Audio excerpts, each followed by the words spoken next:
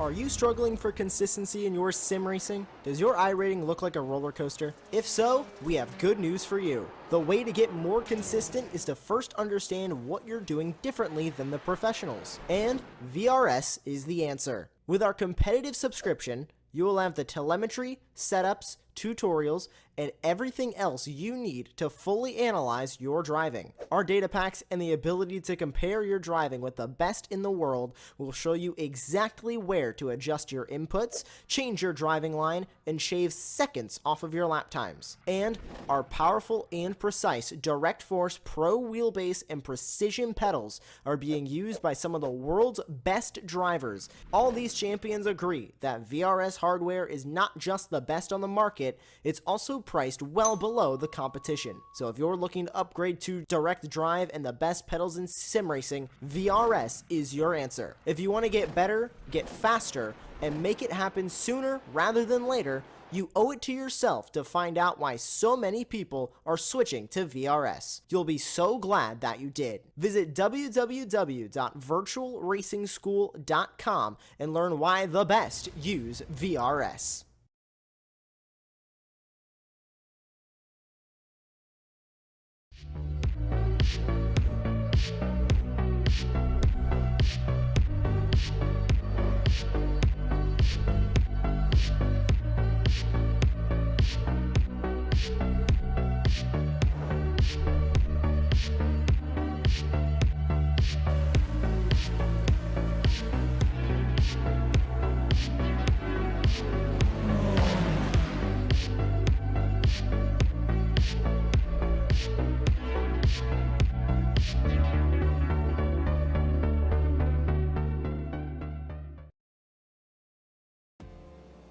Hello and welcome to round 3 of the Nordic F3 Championship on Apex Racing TV, live from Brazil in South America at the iconic and mighty Interlagos.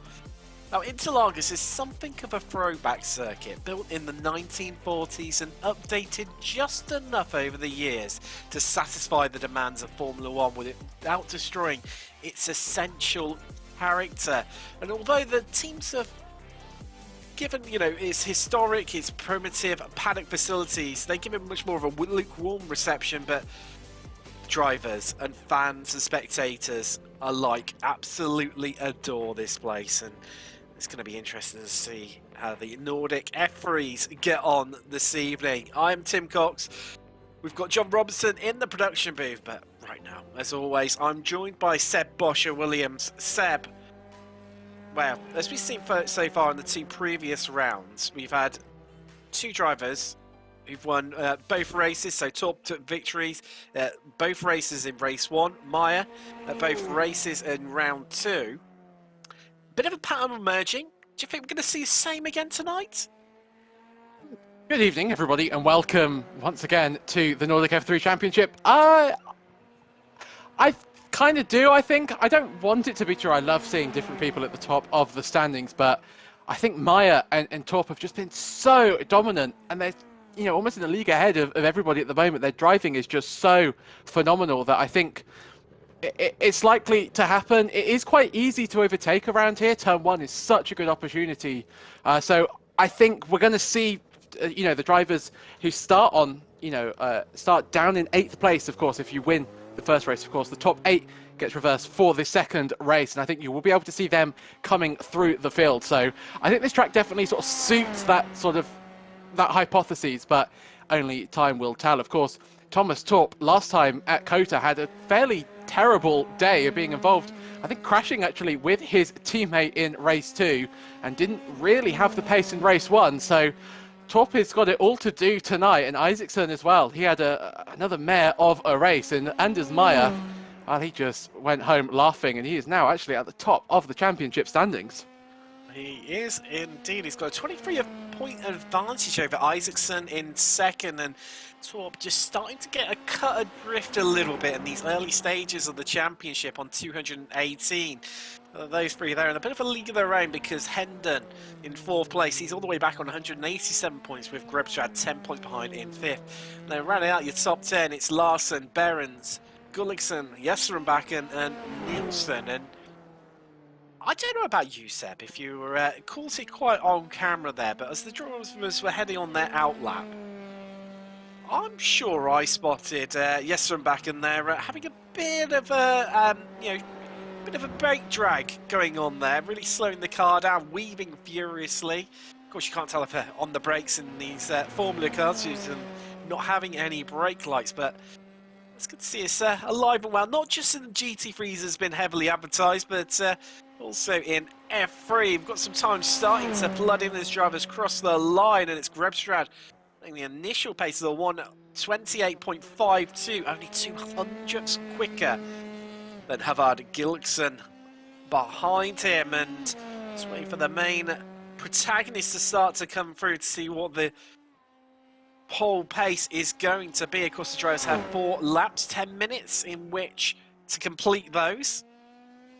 Already nearly 4 minutes in, and there we go. Torp setting the initial pace there with a 1:27.7, 7 tenths quicker than Grebstrad.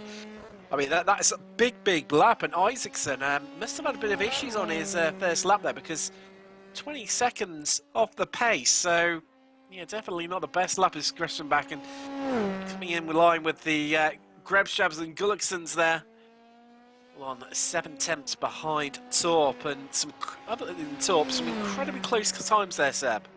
It really is. Meyer goes to the top of the timing stands, almost 2 tenths quicker than his main rival, Thomas Torp. That's a really important lap there from the championship leader. Yeah, really interesting what you're saying about Grebstrad doing the brake dragging technique. If you've not been around the iRacing circles recently, it's been all over Reddit and in the forums, but it's basically where you slow the car down so much and hold the brakes and weave really quickly, and it puts so much temperature in the sort of the core of the tires, which allows you to go quicker, but crucially it doesn't raise the tire pressure. So it's the best of both worlds, and if you get it right, you can go about a second a lap quicker. So has Jensen back in there sort of gone up to 9th and is he sort of a second slower on a normal lap, or doesn't it make that much difference for him?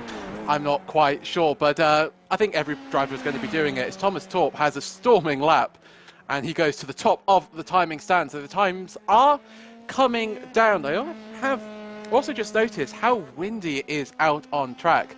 Talking about a 20-kilometer tailwind into some of these corners, and that's a huge deal for these drivers. It's going to make the rear of the car so unstable. You can actually see on the little graphic there, it's 19 kilometers an hour at the present moment, and that's going to make some of these corners really difficult, especially in the braking zones. And you can be so lucky, as you just saw there, that the wind came down by about 2 kilometers an hour, and that could make such a big difference to your lap time. So it really benefits you if you could just go out there, put quite a lot of fuel in the tank and just keep on lapping, and you might just get lucky with the track conditions. But Torp currently setting the pace, and Jensen back in there up to 3rd, but he's in 3rd and 6 tenths off Torp. Absolutely crazy. It is, and Larson, well, after initially saying fastest sector 2 of anyone out on track, he moves up to 3rd in the second row of the grid, with Essenbacken moving up onto the second row with him, displacing Jakob Behrens there, who's demoted down to 5th. And also, Sam, you're saying about the wind being a tricky issue for the drivers. That's dropped down a little bit. It's dropping down to 13, 14 kilometers an hour now. But as I say, that's just instantly picked straight back up again. Very gusty out there. Also, the track temperature, it's 38 degrees Celsius, and even with the ambient at 29. It is scorchio out there, isn't it? And definitely not going to help drivers when it comes to getting out of the slower corners. It really isn't. It's going to be really tricky there, especially in race 2 with the longer race. I think we will be seeing more drivers taking tyres, as tyre wear is going to be a huge factor. Of course, you can't really do that in race 1, so I think drivers with a lighter touch on the throttle and the ability to save tyres by turning in a little bit less aggressively and sort of almost driving on fingertips will really help them, because their grip is going to be so limited out there. I think it's the highest track temp we've seen so far this season. Isaacson, interestingly, up to 2nd place now, 1 tenth behind. That's more in line of where we see Isaacson, so I think he sorted out the issues that he had earlier on. It's quite late to the party, actually, with about 2 minutes and 20 seconds to go, as that's Gremsbacher there, just showing how not to do a lap very quickly. He's been sideways about 4 times so far as we've been on board with him. That's just going to show how little grip is out there. And Thomas Torp is on another flyer. He's been purple on all 4 sectors so far. Purple on all 3 out of the 4 he's done, with Isaacson taking the honours in the second sector as he crosses the line. I think this is going to be quite a quick lap from your pole sitter. And yeah, he's extended it by another 10th. And that's so crucial as we head into... Look at Isaacson, though, right at the death replies to go within a 10th of Torp. I mean, that is a sensational lap, but just missing out by 700ths of a second there. And the gap to Meyer is starting to become a bit, could have drifted a little bit. He's not an improving lap. You see in the bottom left corner of your screen right now, only improvement in one of the sectors, and that was just a personal best, but Larson, he's on a bit of a flyer as well. He is. He's improving. Yeah, he is. Isaacson actually lost all of his time in Sector 4. He lost 0.08 of a second to Thomas Torp. So if he can tidy up that second to last sector, he could be on for a pole position here. Although I think he actually doesn't have enough time now. This is Larson. Great second sector from him. And he goes up to 4th place, 3.5 tenths behind Thomas Torp. And now we're starting to see the usual F3 shenanigans up there. The top 4 separated by 3.5 tenths. And that's exactly what we like to see. And yeah, this is going to be certainly a race. I mean, you have to go down to 13th place even to find somebody who is further than a second away from Torp. And with a track that you can overtake like Interlagos, this is going to be such a good race. It is, and that looks like we're pretty much done with qualifying, and we're going to head across to the first 15-minute race for then race 2. That's half an hour long, 13 minutes. Of course, the top 8 are inverted from the race results of race 1. And the drivers are limited on fuel, so they will be taking a pit stop. Of course, limited by to just 40% of the capacity of the fuel tank. And let's not forget as well, Interlagos, a bit tricky with its track limits. Now, the drivers are limited to 12 off tracks as well, so could be interesting, especially in the longer race, Seb, to see who, manages those well, and also, to keep it within the tracks. It's so easy to get them. Let's just have a quick run through your grid, though, first of all. Torp, he's on par with Isaacson joining him on the front row. We've got Meyer and Larson on the second row, with Yestenbacher and Behrens on the third row of the grid. Gullikson and Grebstad there on the fourth row, with Scarrett and Peterson rounding out your top 10. The Duquatro and Hendon are on the 6th row of the grid, with Jokkelsen and Nielsen on the 7th row. And then Tiverton and Otterholt even. They're on the 8th row, with Haig and Anderson on the 9th row. And then your 10th row is Lofhus and Joachimsdotter. And then we've got Asgard and Hawkson, Jensen and Haraldson. And then Rue rounding out your grid here at Interlagos. And yeah, Seb, just briefly touching on it, obviously those off tracks, especially in the longer race, could become a little bit tricky for the drivers to manage. I mean, of course, around Tessida del Lago, there's a very nasty off track on the right hand side on the exit of that, and so easy to just stray across a little bit and pick that one up. It's going to be a bit of management on keeping the car within the confines of the track. I think you've hit the nail on the head there. Management is going to be the name of the game in race 2. Less so in race 1. This is more of the sprint race. It's getting as many points as you can, and certainly if you're outside the top 8, moving into that to get the reversed grid pole. But yeah, you're right. Turn 4 is such an easy place to get off tracks. Watch for that in the race, and I think you'll see drivers pulling back on their ultimate pace, especially as we head towards the end of the races, because tyre wear is going to be an issue. Off tracks are going to be an issue. I love F3 and I love this league. And we're about to see. And also, watch for that third place man, Meyer. He's your championship leader. Definitely is. Here come the lights. So let's get ready to go racing in Brazil. And we are away.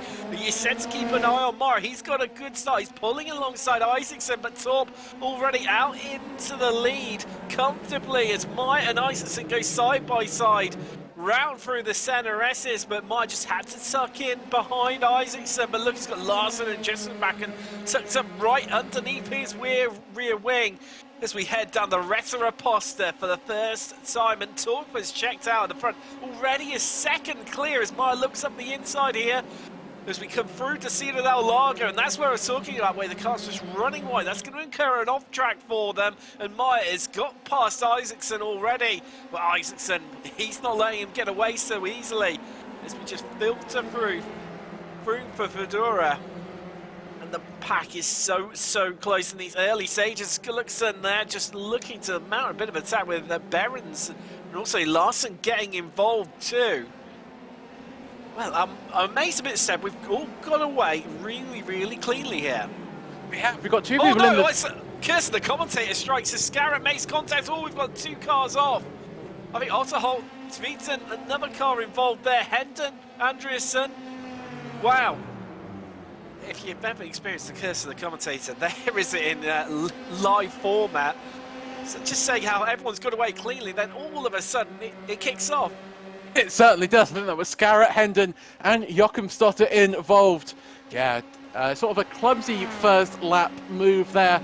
I was expected, as you were sort of pointing out, that we didn't see that earlier on. Turn 1 is such a hotbed for action. It's so inviting sort of to send one up the inside or around the outside. That's Behrens there getting the braking zone all wrong. Oh, and somebody's off the track behind him. That's Gullickson there getting the corner all very wrong through turn 3. Collects it all up in the end, but loses out of position. I think Behrens, unfortunately for him, had quite the unfortunate turn 1. Locked his brakes, went deep, and gave quite a few positions, actually. This is Grubstrad now, the number 37 car in that beautiful blue and white livery. Oh, and who is that behind him? That's De Quattrell there, almost forcing Gullickson out of Grubstrad out of the way. Down the inside he goes into turn 5. He's taken that position, and they're still side by side. It's absolute cracking racing early on, as these two are not done and dusted. Practically holding hands there side by side, and nearly a bit of contact there. Those banging wheels come through the S's. And once again, they are still side by side.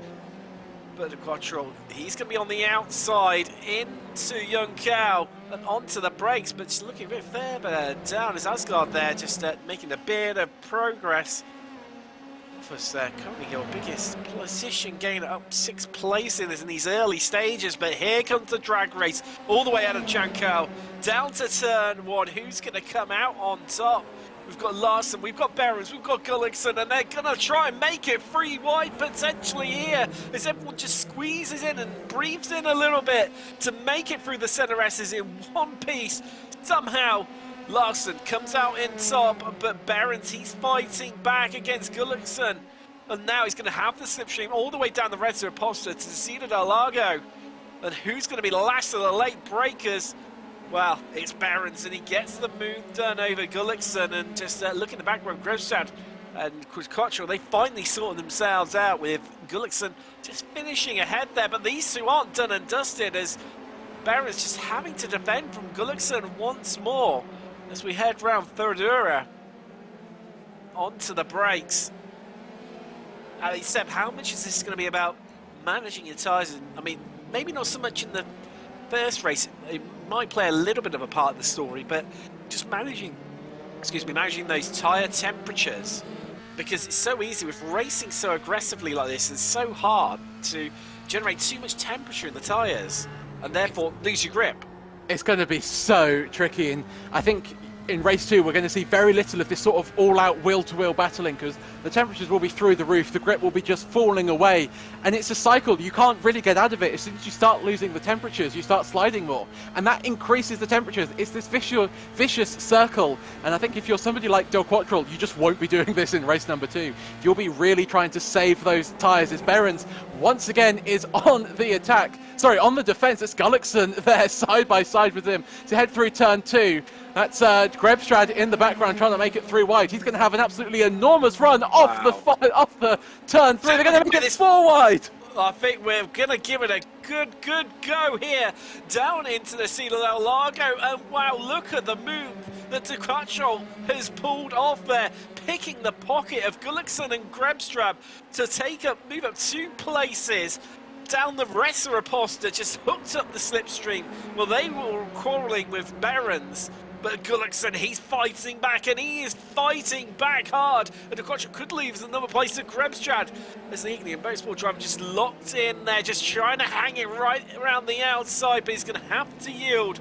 The Quattro makes a net gain of one place. Also, just getting a bit squirrely there in the background was Jockelson, I think that was, nearly losing there on the entry. As we head into, it was through Bica de Pazzo.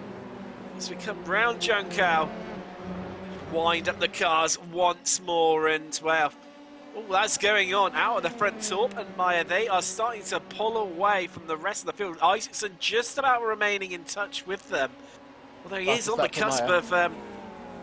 cusp of, no, apologies, he is outside of slipstream range. So that's going to really hurt him, and I'll expect to see Torp and Meyer pull away now as, well, they're at it once again. These guys, Behrens, Gullickson, Grebstrad and Quattro just about sort themselves out through the center S's. But, well, I feel we're on for maybe not quite as interesting as what we had this time last lap. But they're going to give it another good go to Quattro, losing a place to Grebstrad on the run down to turn 1. And as we see here, it's now the turn of Gullickson and Grebstrad to battle it out wheel to wheel. I mean, this is going to be nervous times, as nearly into the back of Behrens there.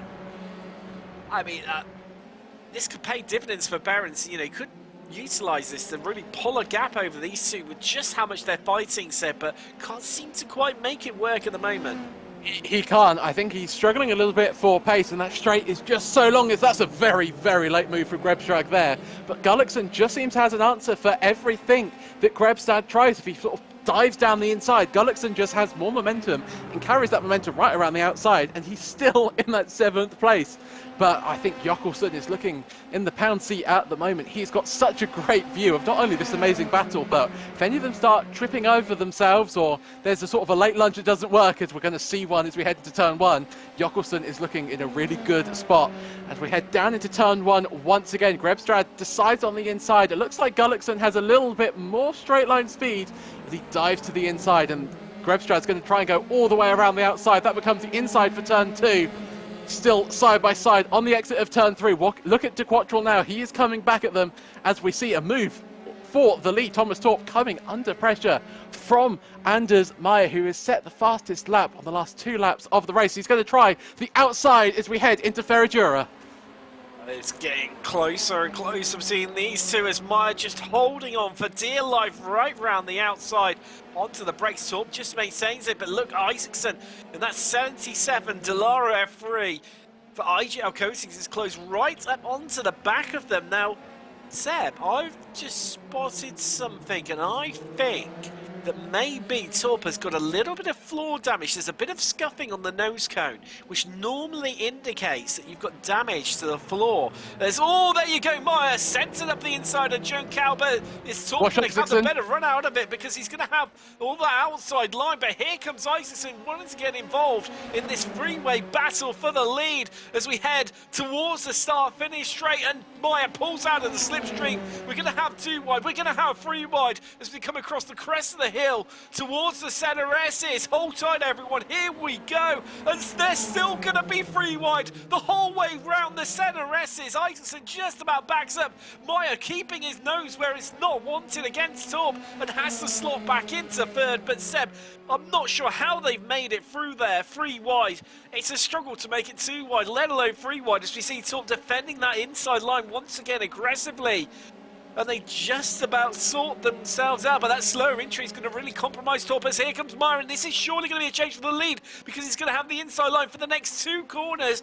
And Meyer is finally going to take charge of the lead, and Torp's down to 2nd. Great move by Meyer. Even better driving from Isaacson there. He was the outside car when they went 3 wide into turn 1. Really smart driving by him, sort of acknowledging that he wasn't going to make the move and sort of playing the long game in the safe game. So I think Isaacson does a lot of credit for sort of preventing what could be a pretty disastrous crash. And Isaacson really has been the king of consistency so far this season. He's you know, he's 2nd in the points. He's just been quietly consistent, and that's exactly what you need to do, and he's proving it again.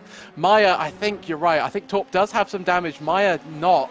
Has the grip just to go clean around the outside of him in turn 4. But This is the real test now for Torp. Does he have the straight line speed to be able to come back at Maya? It certainly looks like he has. Maya has to pull to the inside. Torp's going to go all the way around the outside. He's going to be a little bit braver on the brakes, and it looks like Torp has just got the ability to go later on the brakes, but he's going to be compromised on exit, and Isaacson is looking pretty at the moment. I think we're going to see them 3 wide into turn 4 once again, and they're certainly making a habit of it, and this is a great move here from Isaacson. The racing is reaching fever pitch here in Brazil. We haven't even got to race 2 as Isaacson gets the move done over Torp. Torp is down to 3rd. 3 leaders in the championship here.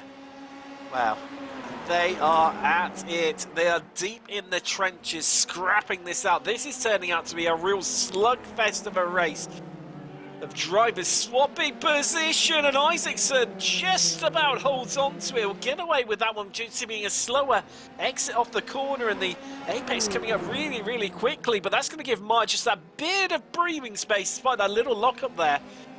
It's a Bica de Pato, and it's going to allow Maya just to scamper away, and he's around about that magical 7/8 tenths of a second, so he's going to be out of slipstream range. But if Isaacson can get a decent run, he's just going to hook and maintain being in that draft range and drag himself along. Torp's going to equally come along for that ride, but it might just allow Isaacson to defend from Torp into turn 1 here, Seb. Yeah, I think it is. I think Torp, though, is looking spicy at the moment. He's certainly wanting those positions back, and if he has got some damage, which it does at least visually look like he has, it certainly isn't affecting his pace, especially under braking. But I think Isaacson is more under pressure from Torp than Isaacson is putting on Anders Maya in the lead. There's actually a great battle between Jokkelsen and De Quattro. De Quattro even, they're having a massive scrap over P9 and 10. So that battle down the field certainly hasn't stopped as we're sort of focusing on the top 3. I think Isaacson's going to have to work hard if he wants this 2nd place. He might allow Torp to sort of go through and sort of play the long game, and sort of they might, as teammates, use each other's slipstream to sort of catch up to 1st place to Maya. But this is the battle I was talking about. Jokkelsen, Quattrol and Pettersson and Otterholt involved as we head in to Ferradura. And it's all getting very spicy, and that's going to be a great move there from Jokkelsen if he can hold it all the way around the outside. Has to concede it at the apex, but that's Quattrol's gone very deep in, and a little bit of contact there. That's going to allow Pettersson just to dive up the inside, and De Quattrol's been in quite a lot of action so far. We're only 30 minutes into race 1. He's got a lot more racing to go today. He's come off the track somewhere, and that's why I was just wondering how he's managed to drop so much time compared to Grebstrand and Gullikson and Barrett that he was battling with a little bit. Oh, there's contact! Down at Young Cow. And Peterson just on the inside line. Everyone has to take evasive action to come around him. Here comes Scarrett. It's a lowly 15th at the moment, but Peterson and Nielsen there tangling on the run into Young Cow. They have a run in with one another. Jokkelsen trying to find a way past the Quattro, but all that was going on, Seb. Torp has managed to find a way past Isaacson. Maya is fully checking out in the lead now. The gap 1.1 second. As we stay with these guys for now. See whether De Quattro can defend from Jokkelsen, and well, yeah, he's definitely got enough space to be able to stay on the racing line and then power through Young Cow.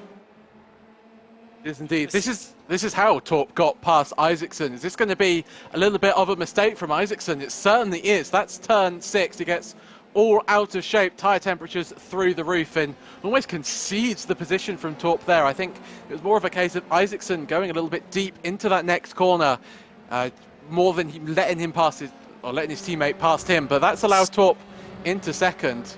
We saw Isaacson have that exactly the same wiggle about 2 laps ago, and it was well, actually I don't know where the time's quite gone. Said we're already up to 14 minutes 50, and I think we're just about gonna get one more lap in as the clock ticks over with 5 seconds left. The white flag flies here at Brazil in race 1.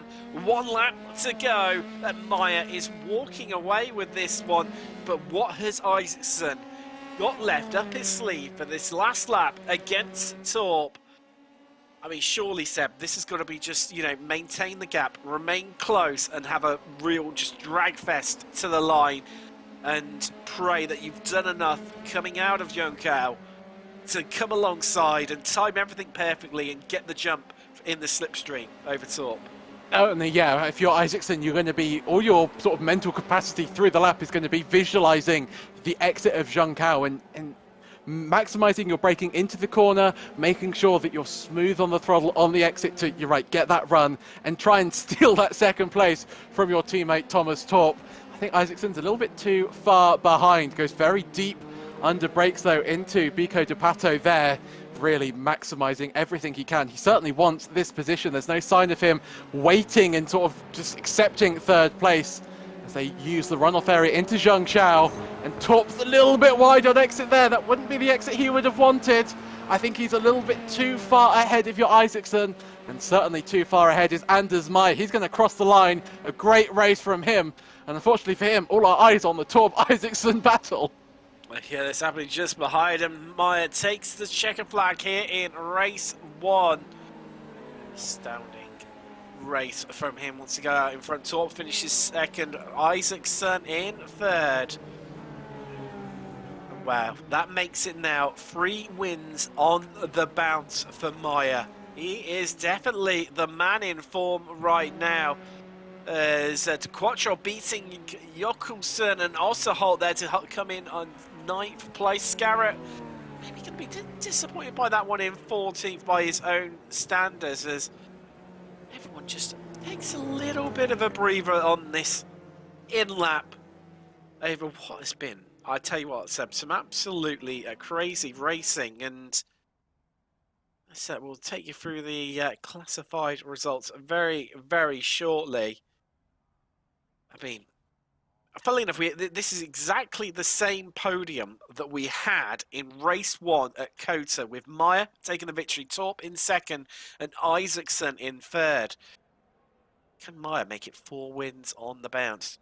We will find out shortly.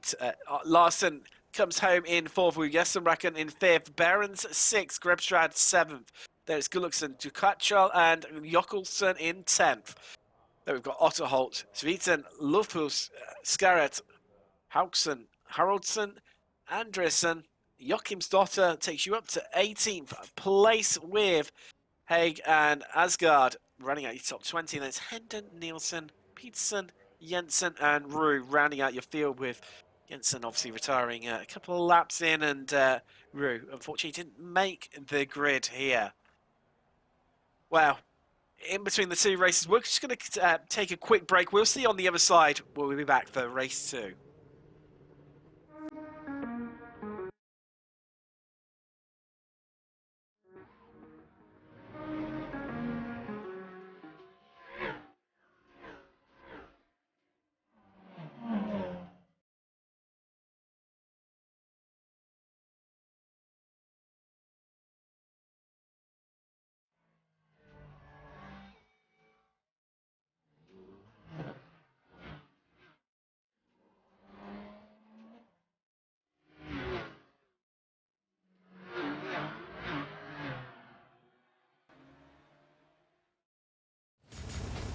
Are you struggling for consistency in your sim racing? Does your iRating look like a roller coaster? If so, we have good news for you. The way to get more consistent is to first understand what you're doing differently than the professionals. And VRS is the answer. With our competitive subscription, you will have the telemetry, setups, tutorials, and everything else you need to fully analyze your driving. Our data packs and the ability to compare your driving with the best in the world will show you exactly where to adjust your inputs, change your driving line, and shave seconds off of your lap times. And our powerful and precise Direct Force Pro wheelbase and precision pedals are being used by some of the world's best drivers. All these champions agree that VRS hardware is not just the best on the market, it's also priced well below the competition. So if you're looking to upgrade to direct drive and the best pedals in sim racing, VRS is your answer. If you want to get better, get faster, and make it happen sooner rather than later, you owe it to yourself to find out why so many people are switching to VRS. You'll be so glad that you did. Visit www.virtualracingschool.com and learn why the best use VRS. And we are back after what was an absolutely epic race one, just in time for race 2. The drivers are starting to take to the grid, and let's just run you through your grid. Of course, the top 8 inverted from the results from race 1, so that means Gullickson, he'll start on pole with Gredstrad on the front row. Behrens and Gesson back in there on the second row with Larson and Isaacson on the third row of the grid. And then we've got Torp and Meyer. Can Meyer come through the field to make it another victory and 4 wins on the bouts? While it remains to be seen.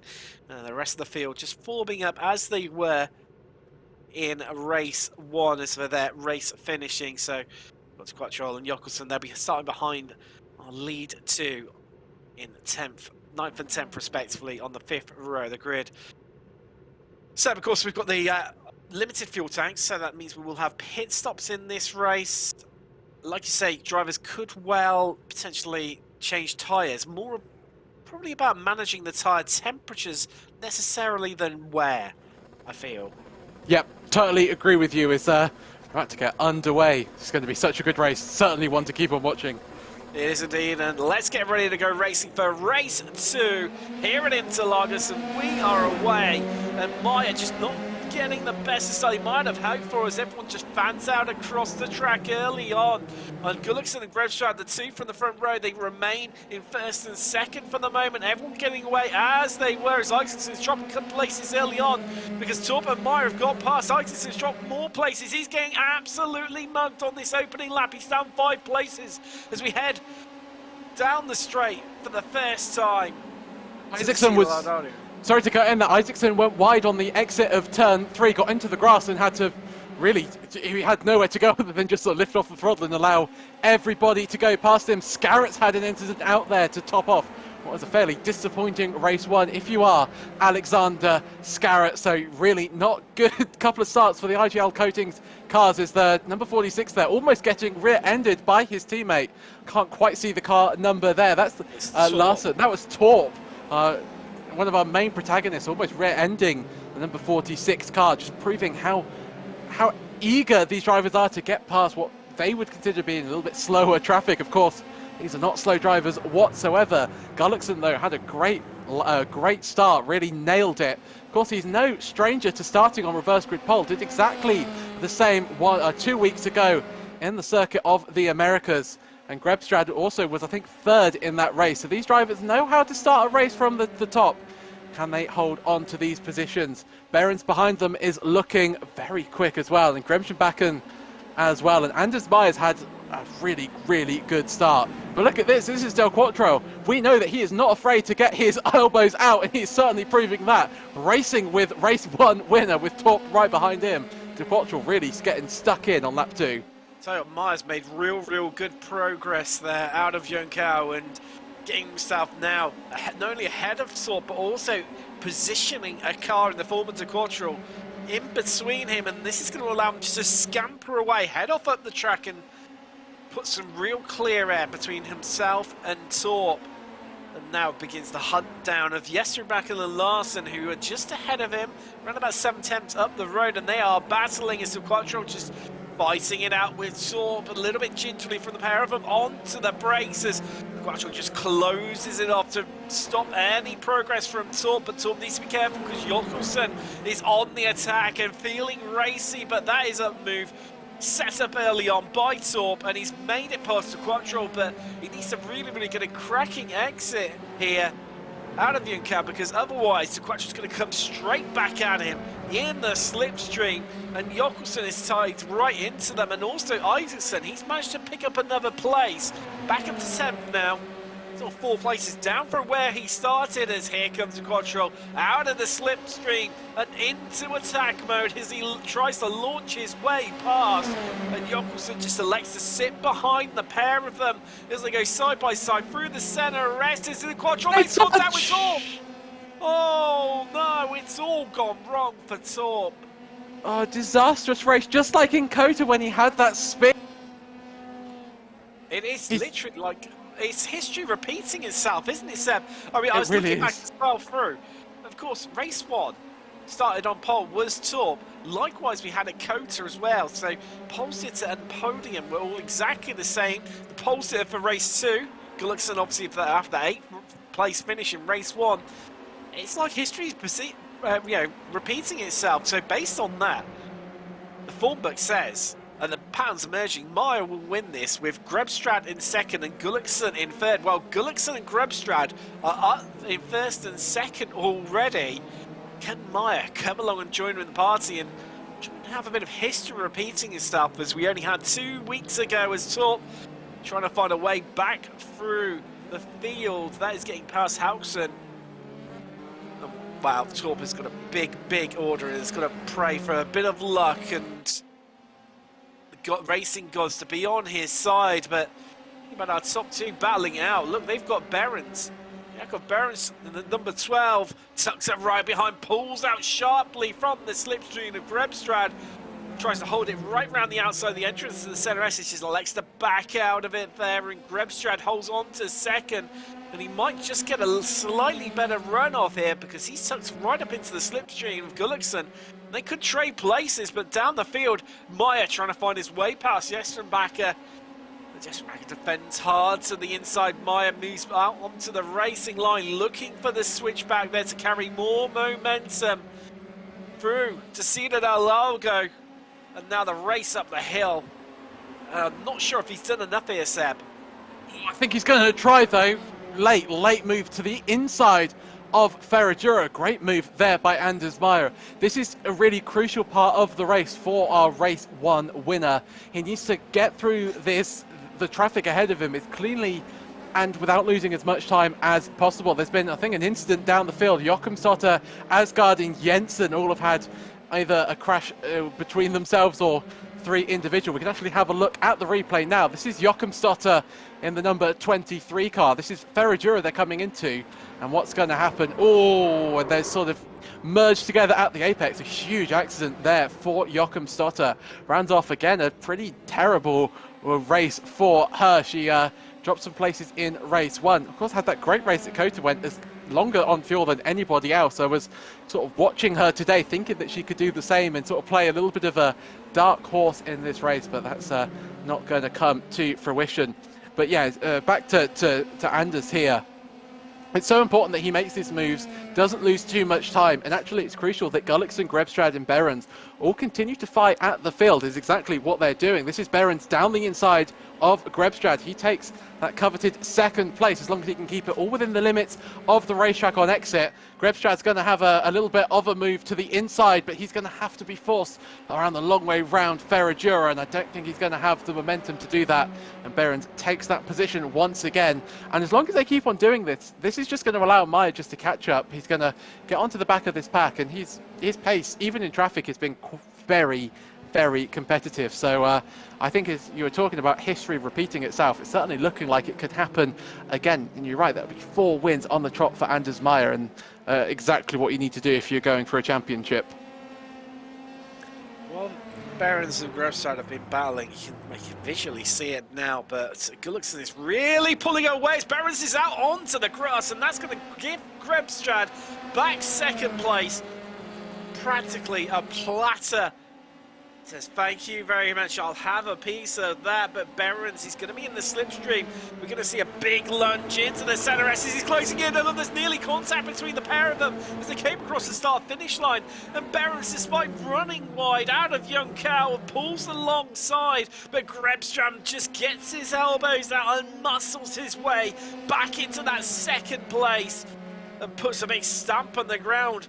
But as you said, Seb, look, Larsen, Meyer, and even Jestrenbacher are now right on their tail as Behrens tries to send it right round the outside, and there's contact between them, and Behrens can't quite carry the momentum on, and Grebstrad gets hold of that 2nd place and starts to cement it, because Behrens is going to be under attack now from Larsen.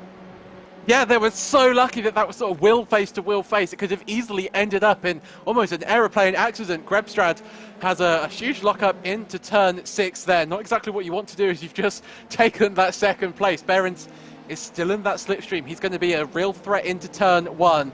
But Meyer has caught back up to this pack now, and this is crucial for him. Can he get through this this sort of gaggle of cars effectively and without gaining damage. We saw what happened to Torp. You know, getting involved in incidents can ruin your race, and you know, if you're Meyer, you are thinking about the race win, but you've got to get there first. I mean, the old adage is to finish first you must finish, and that's exactly what he has to be thinking about right now. And actually, this is looking like Behrens is more under attack from Larson than he is able to attack Grebstrad. There's going to be any moves into turn one. I think they're all going to play. Oh, Meyer, late move down the inside, takes that 4th place from Larson. And is he thinking about going for Behrens? Behrens had a huge swap on the exit of turn 2. That's going to hurt him all the way down into Decino de Lago. Now, Meyer will be forced to the outside, but I think he's going to have the move done. He's been so good under brake, has Anders Meyer all weekend long. And he's certainly proving that. It's going to go all the way around the outside of Behrens there, and that's going to be 3rd place because this is now the inside line. There's contact! Wow, in a big accident. And we said about history repeating itself. Well, it's going to take a lot for Meyer to do so. Oh, and that's grabbing. That's grabbing. He's got suspension damage, hasn't he, Seb? That's broken suspension. And wow, a bigger twist to the story here in Brazil, and well, it's like a bucking bronco the way that thing is moving around.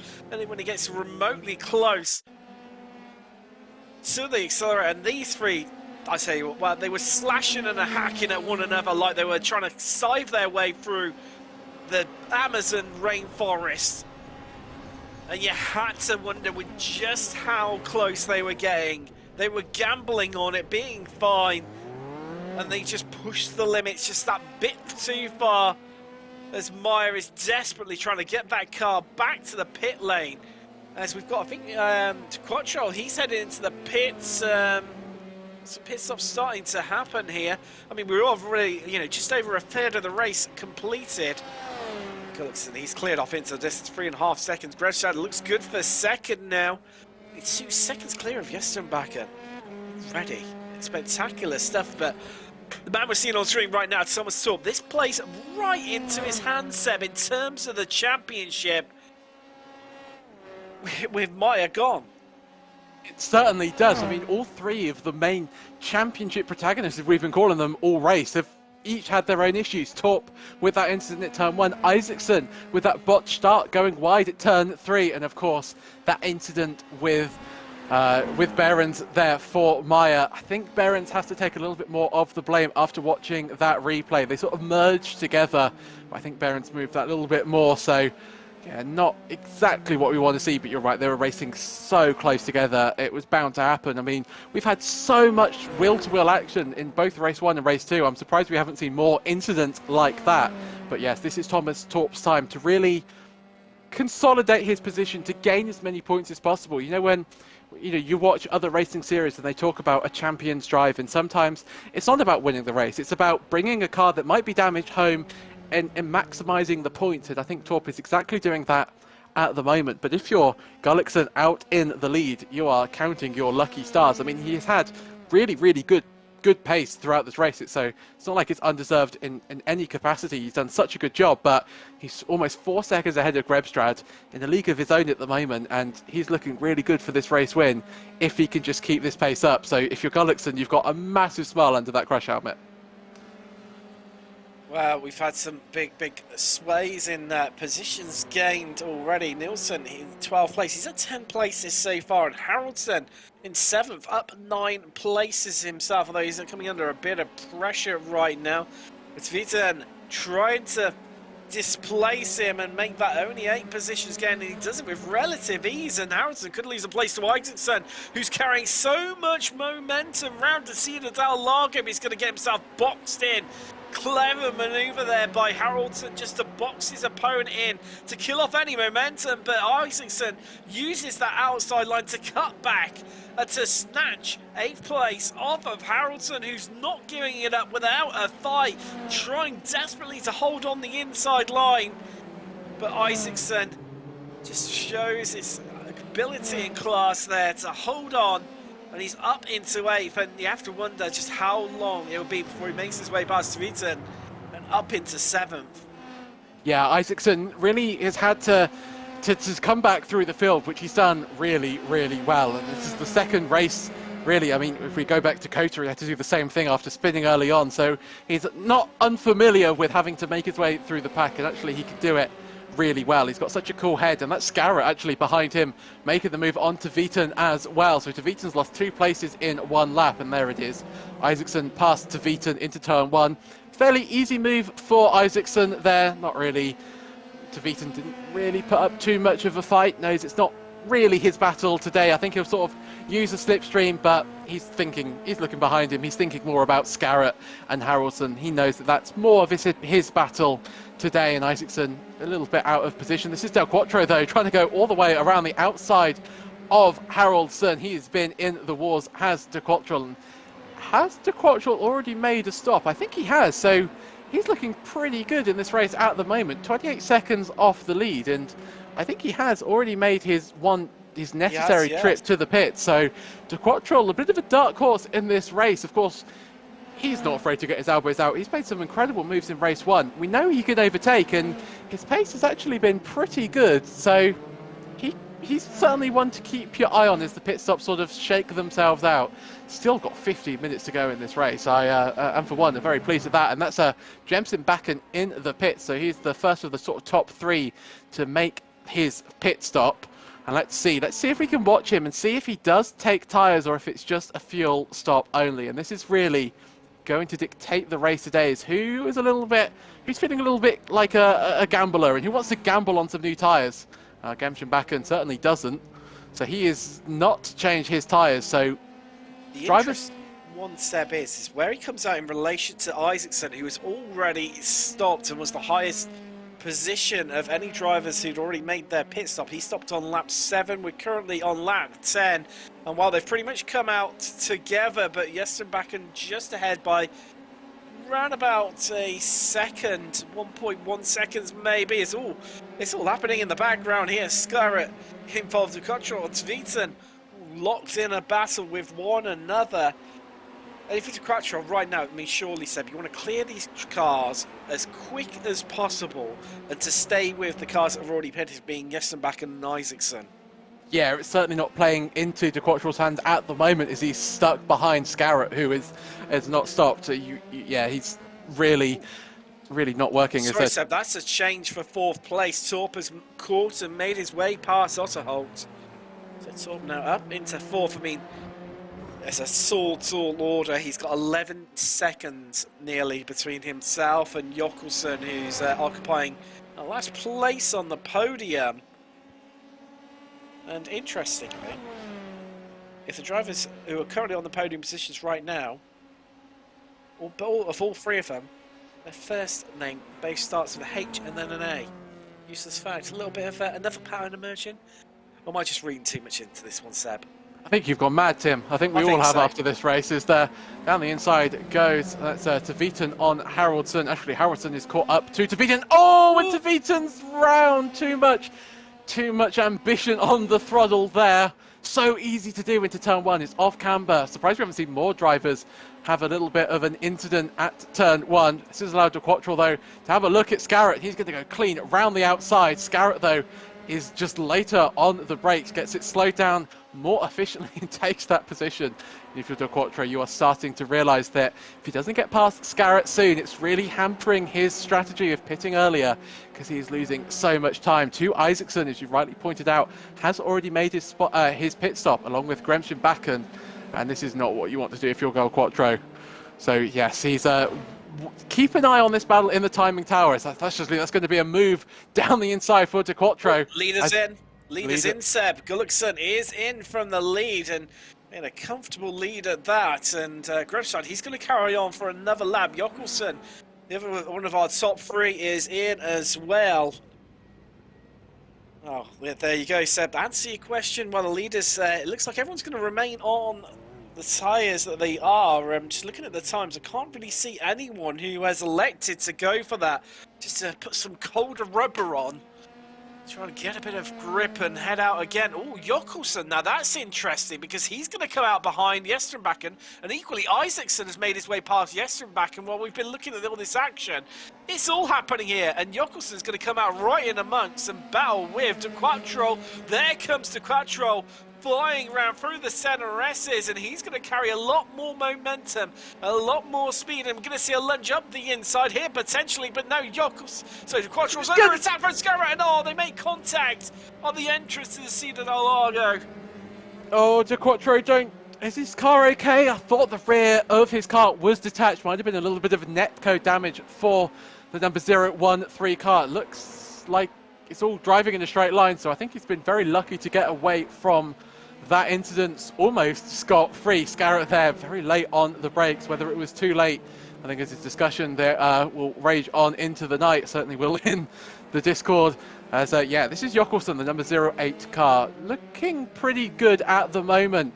I'm noticing Grebstrad, and the gap between Grebstrad and Isaacson is around 21 seconds. The pit lane time is around 24, so Isaacson could be looking at a top 2 here. Very interesting dynamics in this race. It's certainly we're gonna need everybody to make their stops and for it to all to sort of play out, really. Otterholt is in. He's going to drop down. So likewise, Scarra in as well. You see Jokkelsen and make his way past and Haraldson as well.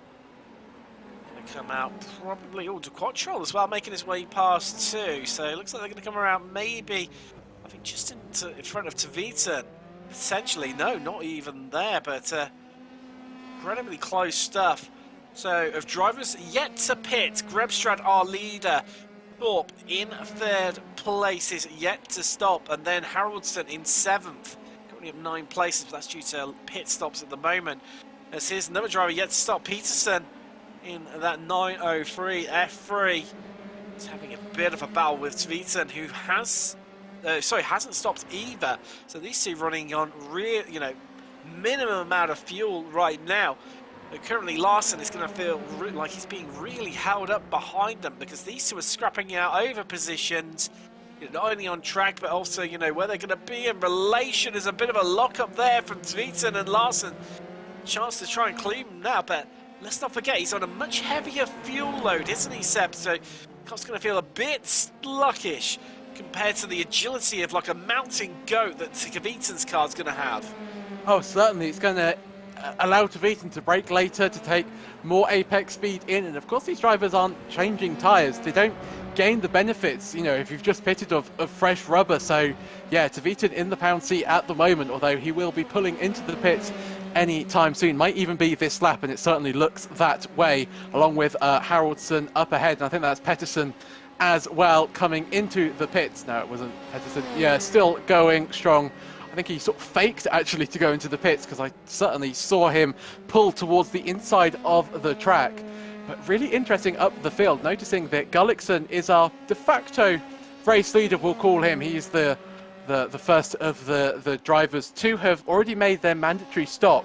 And the gap between him and Isaacson, who is the second driver, is 10 seconds. So if you're Gullikson, you've got such a comfortable lead at the moment with 8 minutes to go in this race.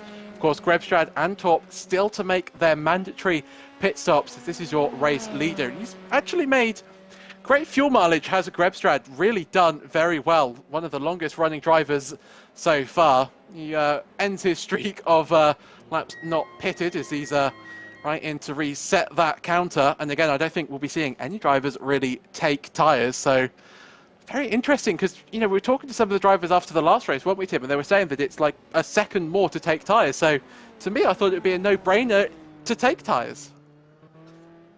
You think so, but clearly not, as Gullikson resumes the race lead. Where is Grebstrad going to come out? Torp carries on for another lap here. The last three drivers to stop. Peterson currently in 9th. He's yet to stop. Likewise is Holkson and Haig. They are in 17th and 19th respectively. There's a new fastest lap of the race last time around from Gullikson. He has got the hammer down, really trying to push this one home, bring the car home in first place. But Grebstrad, He has got back out into third, so ahead of Isaacson crucially, but Isaacson, he's 5 seconds down the road. I mean, we've got 7 minutes, well, not even 7 minutes, have we? 6.5 minutes left on the clock here in race 2 at Brazil as Haig heads into the pits. I think the most vulnerable one out of all these is Torp, really. I mean, he's yet to stop Seb, and he's going to lose a whole heap of places. Due to that, naturally. I mean, I'm just trying to work this one out, doing the mental maths. I think he might even come out behind Jokkelsen in 6th. I think he will. I think he's going to be in that Jokkelsen-De Quattro fight, although they're not really close to each other on track. I think if you're Torp, you'll be hoping to be sort of away from De Quattro as much as you can be as he comes into the pits now. So we've only got about 20 seconds or so to find out where Thomas Torp's position will be. He's still got 6 minutes to go in this race, and Torp is incredibly quick and a really good overtaker. So, you know, if he's around cars and not too far away, he still has the possibility of making those overtakes. No tyres taken there for Thomas Torp, and he is out once again. Jokkelsen already through, so yeah, it's really not going to be close to Jokkelsen whatsoever. Crucially for him is, where is Del Quattro? I think that was him just coming round turn 2. So he's sort of in the middle. He's sort of in no man's land, isn't he, really, Thomas Torp? But he might just be able to catch up to Jokkelsen. But I mean, if you're Torp, I think 5th place is sort of the best you can be really hoping for in this race. You see Maya on the recovery drive back out after severe damage to his car, and this is surely going to be a bit of a regulation move into turn 1 around the outside as he sweeps down. Recovering, that is up to 15th now, but wow, after 3 wins on the bounce, we head inside the last 5 minutes here of race 2, the Nordic F3 Championship from Brazil, round 3. It's a bit of a crash back down to reality, isn't it, after that high of 3 wins on the bounce, Seb? It certainly is. I think Maya will have a lot of mixed emotions coming out of this race. Of course, the incident will play heavily upon that. You know, I don't really think it was his fault. I think, you know, like in many accidents in motor racing, you can always try and prevent it, but I don't think it was necessarily the cause. But he still had a really good race 1. He made some good overtakes, went from 2nd to the lead. So, you know, he still has the pace, and you know, we saw how well he did bouncing back from Spa when it didn't necessarily go to plan. He had such a dominant coater. So I think he's not used, I think used is the wrong word, but he has shown that he is able to bounce back from difficult races. This is by far the most difficult he's encountered, but he's so quick and he's so methodical. Is that Maya into the pits again, or are they just using the very cheeky racing line? Yeah, the very cheeky racing line that they're not actually allowed to do in Formula 1 anymore. They're told not to do it. This is Nilsson on Pettersson down into is Pettersson going slow? Because that car does not look very quick at all. And yeah, that is Pettersson going slow? I think it definitely doesn't seem to be pushing as hard as. Well, yeah, I mean, just look at the way Loffers and Harrelson have closed right up onto the back of him. Yeah, he's getting out of the way. Oh! Who's that spinning in the background? That was Harrelson, I think. Just tripping up over him there.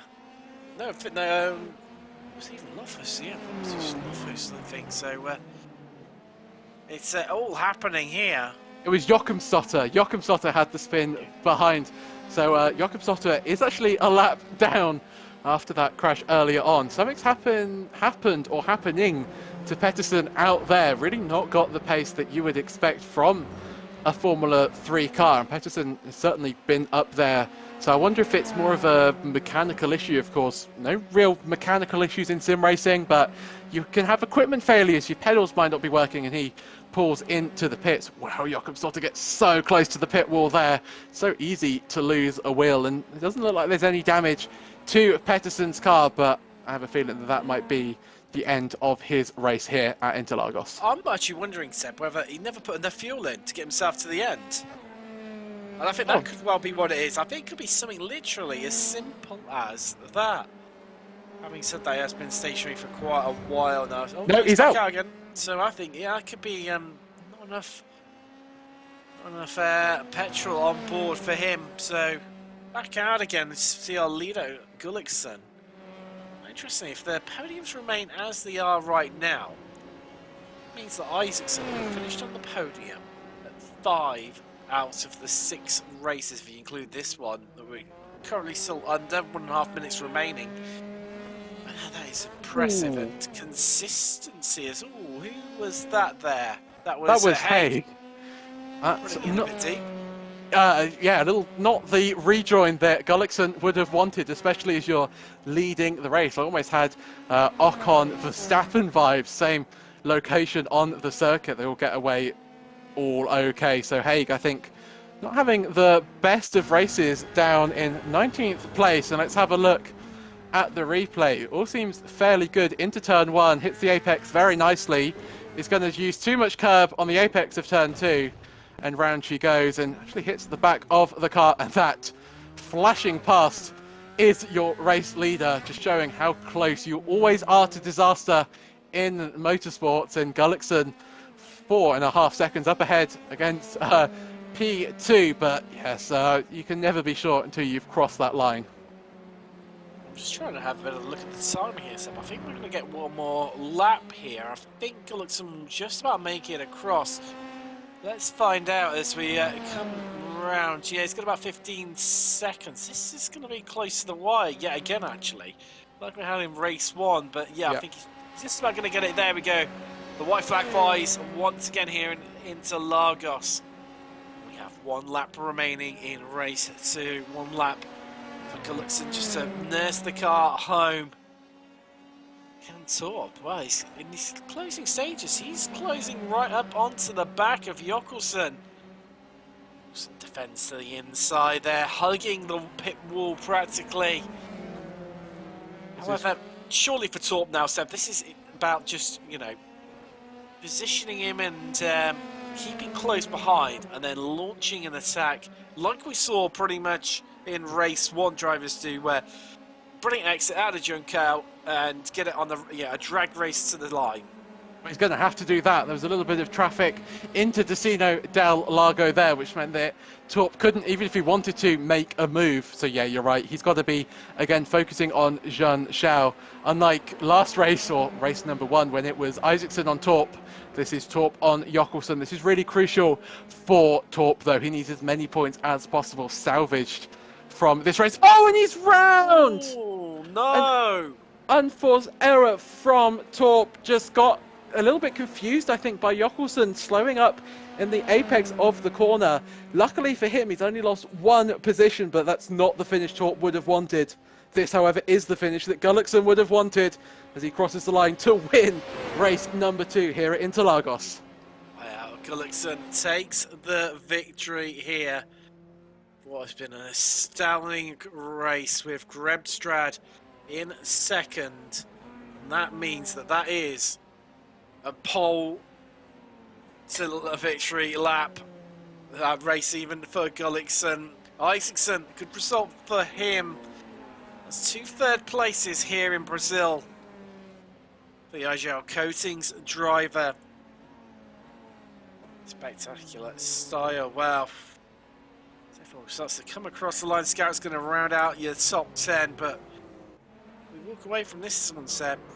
Got some big stories coming out of this one. It's definitely not done and dusted. It certainly isn't. I was actually writing some headlines that you could use from this race. I think Torp Topples is one. He's not really shown. I mean, he's shown the pace that, you know, he's shown all season long, but those mistakes are starting to creep in. And when you're in a championship like this, you really can't afford to have them.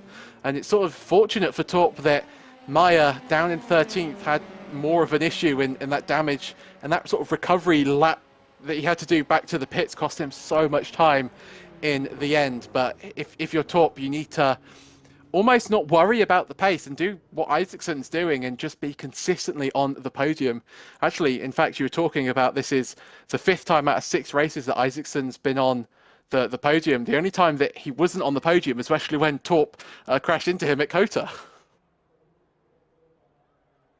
So there we go. There are your classified results here from race 2, the Nordic F3 Championship, round 3 from Brazil. Gullikson taking the victory. Grebstrad in second. Isaacson rounding out the podium positions. Jebsen Bakker, the Agile Coatings drivers, he came home in fourth with Jokusen in fifth to Quattro. A great race from him for the Grid Lad Sim Racing driver into sixth. Thomas Torp was in seventh because an unforced error just costing him dearly in the last stages of the race. Larson into eighth, a much better race than race one, but maybe still hoping for a few more improvements. Holt finishes in ninth with Scarrett in 10th. Nilsson is 11th with Loftus in 12th, and the recovering Meyer, after somehow getting his car back around again, comes home in 13th place. Haraldson 14th with Tveten in 15th. Hackerson, Peterson, Haig, Asgard, and Berens rounding out your top 20. And then the last few runners, of which the lap down is Jokumstotter, Asgard, Andreasen, and then Jensen. We lost 12 laps to go, and then Hendon and Rue, unfortunately, did not make the start. And well, let's have a bit of a chat, shall we, to a few of our drivers. First up, let's have a chat to race 2 winner, Havar Gullikson. Congratulations. Thank you. From first place, pole position, closing it out in first place. I mean, once you had that gap early on when the car started battling behind you, I mean, it's from up here anyway, it seemed like relatively plain sailing, although I get the feeling you're maybe going to say it wasn't quite as easy as it may have looked. It was a hard race. I'm very sweaty. But of course I was lucky with the guys fighting behind me, and I had a really, really scary moment 3 laps before the end. A guy entered the driving line from he has gone off, so I almost hit him. But yes, we caught that one on camera. It was a heart in mouth type of moment, indeed. And I mean, it could have all come undone in an instant for you. Having said that, I mean, this is really going to help you out. And second time on the podium, of course, that will also coming at Kota in race 2, where you started on pole there as well. Yes, I did, but now I had a bit better setup, I think. But also here, the back tires was very hot, and just had to try to maintain not too hot rear tires. Talking of the tires, we were speaking about that during the race. Especially with race 2 in mind. It's not too much of a time penalty to take on new tires. I mean, was that ever a bit of a consideration for you with the incredibly hot track temperatures and the overheating of the rears to put on a brand new set of tires, and not so much for the wear, but just to go again with much cooler tires?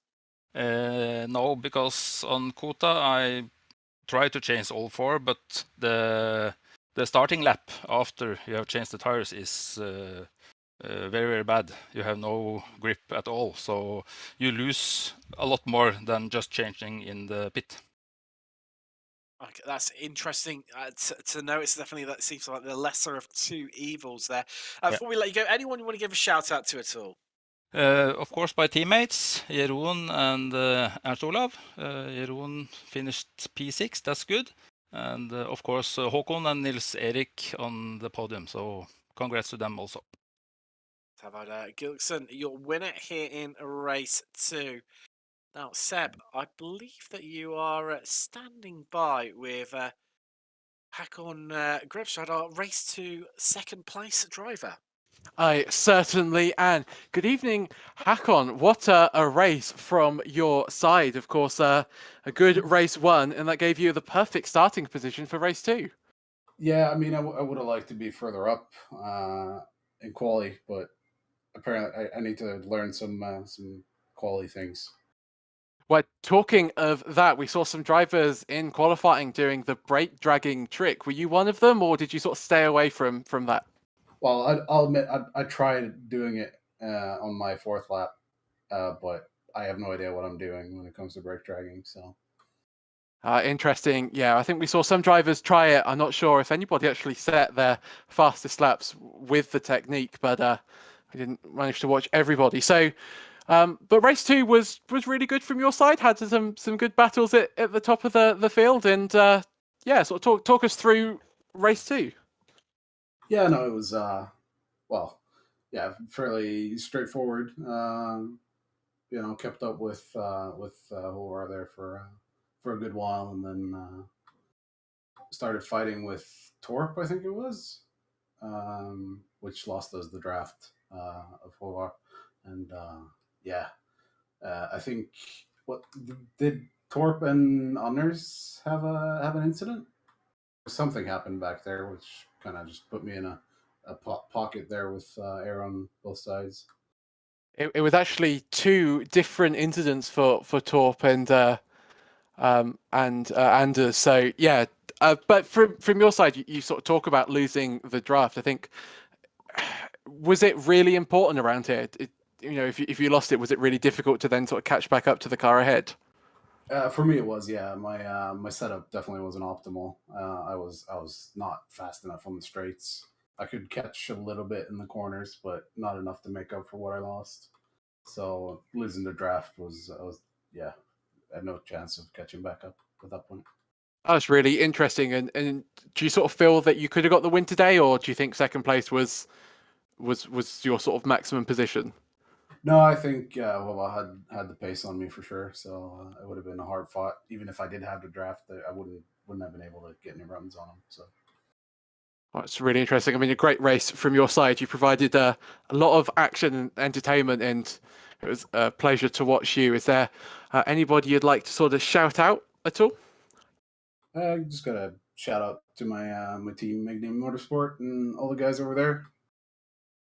It's lovely. Always nice to hear sort of teammate camaraderie. Well, thank you very much. We look forward to seeing you in 2 weeks' time at the next race, and hopefully you can be on the podium again and maybe on that top step. Yeah, I gotta learn some brake dragging in a couple of weeks.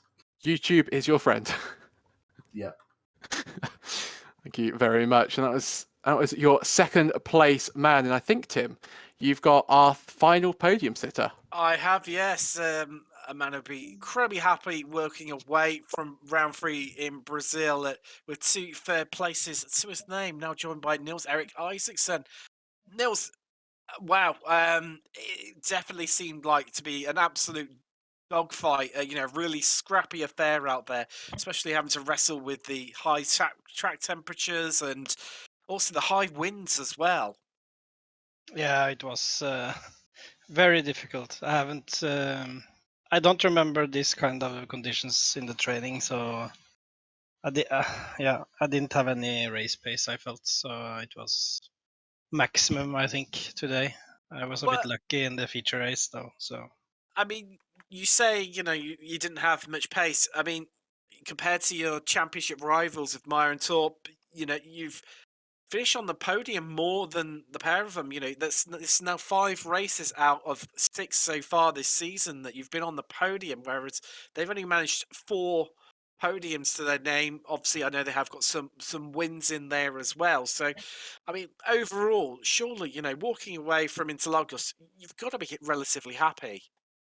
yes, of course, I'm very happy, and consistency is the key to fight for the championship. But I think you need to have a couple of victories as well. So I need to have one of those. Yeah. A couple of weeks' time, we head to Silverstone. Is that a track you like? Don't Yeah, like? What's your feelings? I have a lot of laps there, so I think that will be okay. So possibly, don't want to tempt fate or the curse of the comet or anything like that. Then looking for a really strong result, let's say. Yeah, we will try to win, of course, as always. But yeah, I think in the first race today, I was a bit. I don't know what happened. I overcooked my tires, so I just had to let Thomas go. I don't know what happened. It was not good. Yeah, we noticed that through the midfield section of the lap that you just seemed to be struggling for grip at the rear. The car was snapping and squirming around anyway. Every time you seemed to go remotely close to the accelerator. So yeah, it did seem quite apparent that you're really struggling with it out there. Before we let you go, is there anyone you want to give a shout out to at all, Nils? Yeah, of course, the team and our sponsor, Sande Trafikkskole. We have been training very well, I think, and yeah, we have worked on the setups and everything. So it was a good team performance, at least pace-wise. But I'm not sure about the results are yet. I haven't looked that close on it. No problem. That's Nils Erik Isaacson. He walks away from Brazil with 2 third places to his name. Now, Seb, wow, 2 absolutely crazy races. What has been your favourite moment from the 2? Oh, that's the mean thing to say. It is a bit, isn't it? So many to pick from. So many to pick from.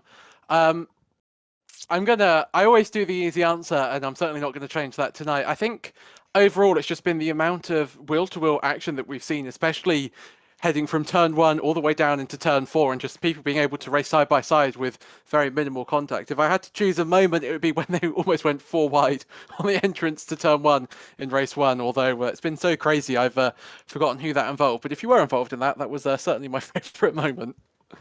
It was definitely a spectacle to behold, and said Silverstone next time out. It's going to be a slightly different challenge, maybe for a few of the drivers.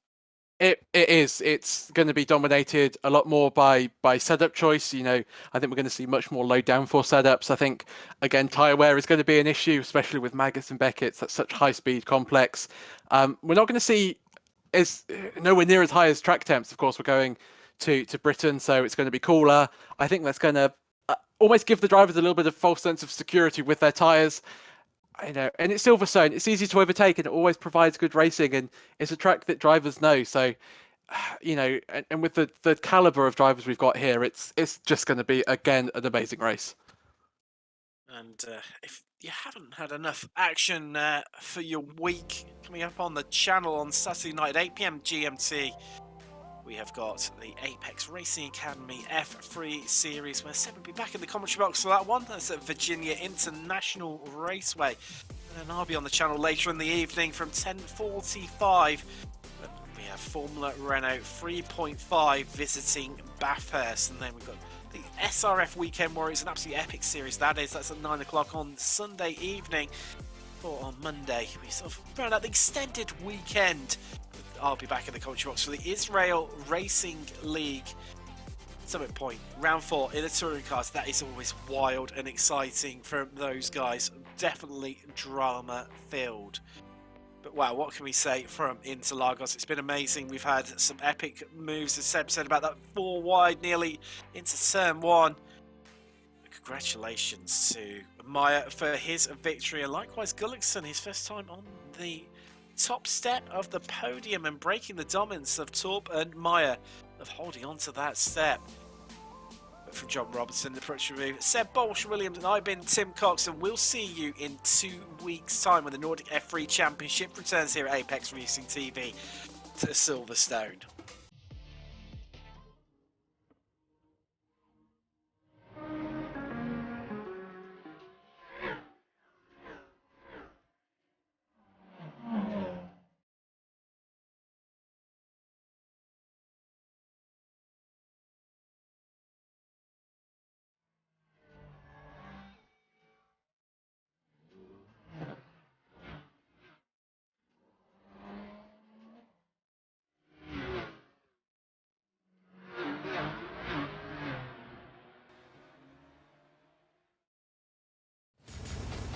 Are you struggling for consistency in your sim racing? Does your iRating look like a roller coaster? If so, we have good news for you. The way to get more consistent is to first understand what you're doing differently than the professionals. And VRS is the answer. With our competitive subscription, you will have the telemetry, setups, tutorials, and everything else you need to fully analyze your driving. Our data packs and the ability to compare your driving with the best in the world will show you exactly where to adjust your inputs, change your driving line, and shave seconds off of your lap times. And our powerful and precise Direct Force Pro wheelbase and precision pedals are being used by some of the world's best drivers. All these champions agree that VRS hardware is not just the best on the market, it's also priced well below the competition. So if you're looking to upgrade to direct drive and the best pedals in sim racing, VRS is your answer. If you want to get better, get faster,